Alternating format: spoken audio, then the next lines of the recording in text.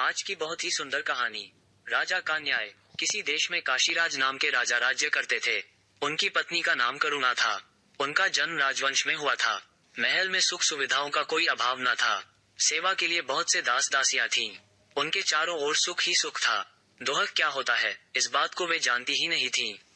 करुणा बहुत अधिक सुंदर थी। राजा उनसे अथाह प्रेम करते थे। उनके मुख से बात निकलने भर की देर थी कि उसके पूरा होने में देर नहीं लगती थी। दिसंबर का महीना था। कड़कड़ाती ठंड पड़ रही थी। एक दिन रानी ने वरुणा नदी में स्नान करने का निश्चय किया। राजा ने आज्ञा दी कि वरुणा की ओर जाने वाले सारे मार्ग रोक दिए जाएं और सभी घाट खाली कर दिए जाएं। आदेश होते ही सभी मार्ग रोक दिए गए। नदी के तट व घाट निर्जन हो गए। जो लोग घाटों के पास झोपड़ियां बनाकर रह रहे थे वे भी उन्हें छोड़कर चले गए। अब वहां केवल पक्षियों का कलरव सुनाई दे रहा था।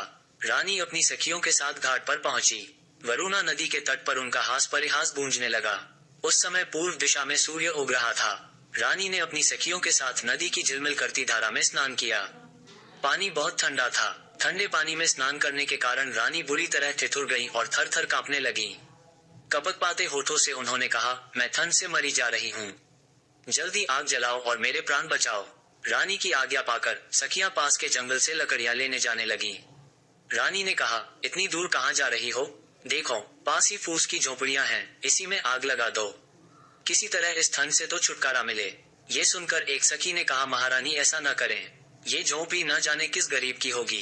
इसमें न जाने कौन यति सन्यासी रहता होगा। झोंपड़ी के जलने से वो निराश्रय हो जाएगा। इस ठंड में वो बेचारा कहाँ जाएगा? दासी की बात सुनकर रानी को क्रोध आ गया। वे चिल्लाकर बोली, दूर हो जाओ। फूस की इस पुरानी झोंपड़ी की तुम्हें इतनी चिंता है और मेरी कुछ भी नहीं। मेरी आज्ञा का तुरंत पालन करो। रानी की हट देखकर सखियों ने झोंपड़ी में आग लगा दी। झोपड़ियां धू धू करके जल उठी। आग की लपटें आकाश छूने लगी।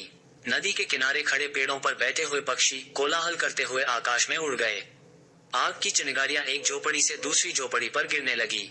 आग चारों ओर फैल गई। थोड़ी ही देर में घाट की सभी झोपड़ियां जलकर राख हो गई। ठंड से कांपती रानी को आग की लपटों की गर्मी बहुत अच्छी लगी। आग तापकर रानी अपनी सखियों के साथ हास परिहास करती हुई राजमहल में लौट आई। अगले दिन काशीराज अपनी राजसभा में न्यायासन पर बैठे ही थे कि जिनकी झोपड़ियां रानी ने जलवा दी थीं, वे राज दरबार में आ पहुंचे। रोते हुए रुंधे गले से उन्होंने राजा से अपनी दुख भरी कहानी सुनाई। अपनी प्रजा की बातें सुनकर राजा का सिर लज्जा से झुक गया। उनका चेहरा क्रोध से तमतमा उठा। वे सभा से उठकर एकदम राजमहल में चले गए। रोषपूर्ण स्वर में राजा ने कहा, रानी, तुमने निर्दोष दीन दुखियों के घर जला दिए। ये तुम्हारा कैसा राजधर्म है? ये सुनते ही रानी रूठकर बोली, उन फूस की पुरानी टूटी फूटी झोपड़ियों को आप घर कह रहे हैं? उनके न रहने से किसी को क्या हानि हो सकती है, और अगर होगी भी तो कितनी? अपनी रानी के एक क्षण के प्रमोद के लिए तो लोग न जाने कितना धन खर्च कर डालते हैं, और आप घास फूस की झोपड़ियों के लिए इतना क्रोध कर रहे हैं। राजा ने दासियों को रानी के सभी राजसी वस्त्र व आभूषण उतारने व भिखारिन के कपड़े पहनाने को कहा। राजा की आज्ञा से दासियों ने महारानी के राजसी वस्त्र और आभूषण उतार लिए और भिखारिन के कपड़े पहना दिए। रानी को राजमहल से बाहर ले जाकर राजा ने कहा, जाओ दीन होकर घर घर भीख मांगो। तुमने अपने एक क्षण के सुख के लिए जिन गरीब लोगों की झोपड़ियों को जला दिया था, तुम्हें उन्हें बनवाना होगा।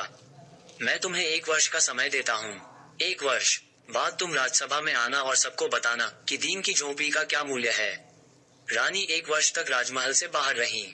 गर्मी, सर्दी और वर्षा सहते हुए उन्होंने कठिन परिश्रम किया। तब जाकर पूरे 1 वर्ष में वे झोपड़ियां बनकर तैयार हुईं। अब रानी को झोंपड़ी का वास्तविक मूल्य समझ में आ गया था। राजा उन्हें आदरपूर्वक महल में ले आए। धन्यवाद दोस्तों।